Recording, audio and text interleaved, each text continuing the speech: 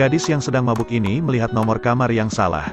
Ketika melihat pria tampan di depannya, ia tidak mengatakan sepatah kata pun. Jadi mereka berdua menghabiskan malam yang tak terlupakan bersama. Ketika esok harinya ia bangun, ia melihat pria aneh di sampingnya. Dia bingung dan tidak tahu harus berbuat apa. Kamu telah merusak moralku. Aku harus menuntutmu. Kamulah yang datang sendiri dan memaksaku. Memikirkan kembali peristiwa tadi malam. Ia mengetahui kalau dirinya salah. Ia malu karena masuk ke kamar yang salah. Karena dia sudah menggodanya. Dia meninggalkan bayaran untuknya. Ia menyesali perbuatannya tadi malam.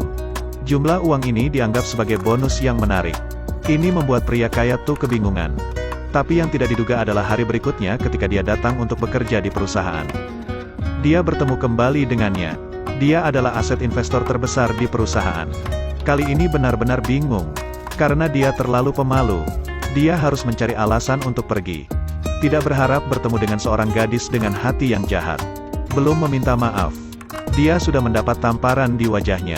Untungnya, departemen umum muncul tepat waktu.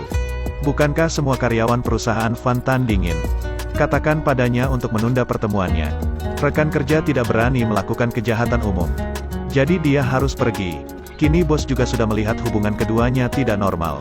Agar suasana hatinya tidak kacau, dia memerintahkan penundaan proyek yang bertanggung jawab dengan perusahaan pemasaran. Meskipun tidak mau, tetapi ia juga hanya bisa mengikuti perintah. Setelah tiba di perusahaan pemasaran, manajer kantor menekan ke dinding untuk menggoda. Apa maksudnya kamu meninggalkan uang seperti itu? Sudah ku bilang, tidak ada apa-apa karena kita melakukan satu sama lain. Apakah aku harus menambahkan lagi uang? Apakah aku terlihat kekurangan uang? Apa yang ingin kamu lakukan? Karena mabuk dan keliru, ia pergi ke kantor-kantor umum. Dia menangkapnya dan menghabiskan malam yang manis bersama. Dia berpikir wanita ini sangat liar. Ternyata dia adalah investor terbesar perusahaan. Ini membuatnya sangat terkejut. Ia ingin cepat membersihkan hubungan mereka. Dia berkata dia sudah memberinya uang untuk menutupi mulutnya. Jadi keduanya tidak punya hubungan apa-apa lagi. Tapi dia memandangnya dengan aneh seperti ingin menggodanya lagi. Ini membuatnya sangat penasaran. Tapi dia tidak memberinya kesempatan. Bahkan mengangkatnya sebagai penanggung jawab kolaborasi ini. Ia dipaksa untuk setuju tapi suasana keduanya sangat tegang. Mereka berdua tidak saling menyukai. Aku hanya tidak mau mempermainkannya. Tapi ia malah mengatakan lelak. Apa yang kamu katakan? Aku tidak mengatakan apa-apa. Tapi bagaimanapun, dia dicemburui oleh rekan kerjanya. Ia sengaja memaksa bawahannya untuk mengubah opsi penundaan. Dia tidak mau memberi dia kesempatan untuk naik jabatan. Ia masih mencari alasan untuk menghinanya. Apa yang bisa kau lakukan? Sekarang aku bisa memperbaikinya. Aku bisa memperbaikinya sekarang. Omong kosong. Bersihkan untukku sekarang. Untungnya departemen umum dan sekretaris muncul tepat waktu. Ketika mereka membangunkannya, Solang menatapnya dengan tatapan tajam. Kita harus pecat wanita ini. Jika kalian melakukan itu, jangan harap kita akan berkolaborasi. Tentu saja mereka ketakutan. Ia berhasil menggertak mereka berdua. Jangan harap kalian bisa mengganggunya lagi. Setelah itu, ia langsung membawanya keluar. Setelah keluar dari perusahaan, ia langsung melepaskan tangannya. Sepertinya ini sedikit berlebihan. Tanpa pertolongannya, dia pasti sudah dipecat. Ia memberitahu untuk bekerja dengannya. Siapa yang mengira wanita itu sedikit mengeluh. Aku hanya karyawan kecil. Kamu tidak boleh terlalu peduli. Apakah sekarang otaknya lepas kendali? Ia mengatakan untuk bekerja di bawah perintahnya.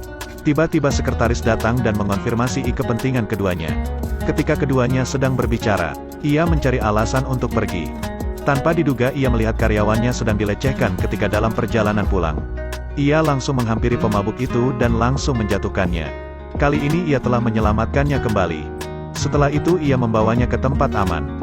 Kemudian ia mengambil alasan lengannya yang sakit untuk bisa pergi darinya. Tapi saat ia akan pulang, ia berusaha menggodanya apa yang sedang kamu lakukan. Kemudian ia jatuh dan terpeleset di pangkuannya. Setelah ia pergi ke kamar yang salah. Sekarang mereka selalu bersama. Setelah melewati malam yang begitu menakjubkan, ia mengatakan untuk bertanggung jawab atas perlakuannya. Tanpa diduga, Solang mencintaimu pada pandangan pertama. Ia tidak bisa melupakannya, tetapi ia malah menunjukkan kebencian.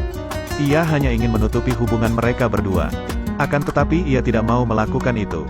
Dia mendorongnya ke sofa dan memaksanya untuk menciumnya.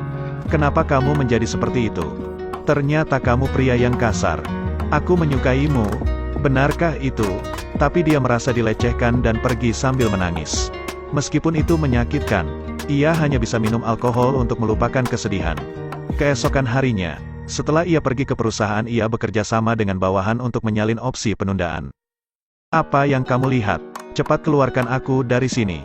Menghadapi jebakan yang sengaja diatur, ia tidak bisa melihat pria yang dia sukai direbut olehnya. Ia tidak percaya semua ini, jadi dia sadar akan kenyataan. Kerja keras yang sudah ia coba menjadi sia-sia. Untungnya, Solang muncul tepat waktu. Mengapa kamu bersikeras melindunginya? Proyek berakhir di sini. Aku akan ambil alih tanggung jawab ini. Ia juga berterima kasih karena telah membantunya lagi. Tak disangka saat Solang hendak membawanya pulang, ia melihat ayahnya dan rekan kerjanya berjalan bersama. Itu membuatnya sangat terkejut. Jadi dia menyuruhnya untuk mengikuti mereka untuk mencari tahu kebenarannya. Setelah tiba di sana, dia mendengar rahasia dari mereka berdua. Jika dia berhasil menghambat proyek perusahaan dan mengeluarkannya, ia akan memberikannya jabatan dan kekayaan.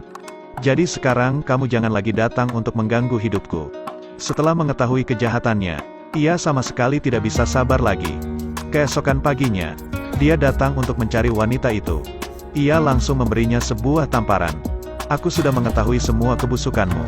Sekarang aku tidak akan tinggal diam. Terima kasih telah menonton. Saksikan video-video selanjutnya.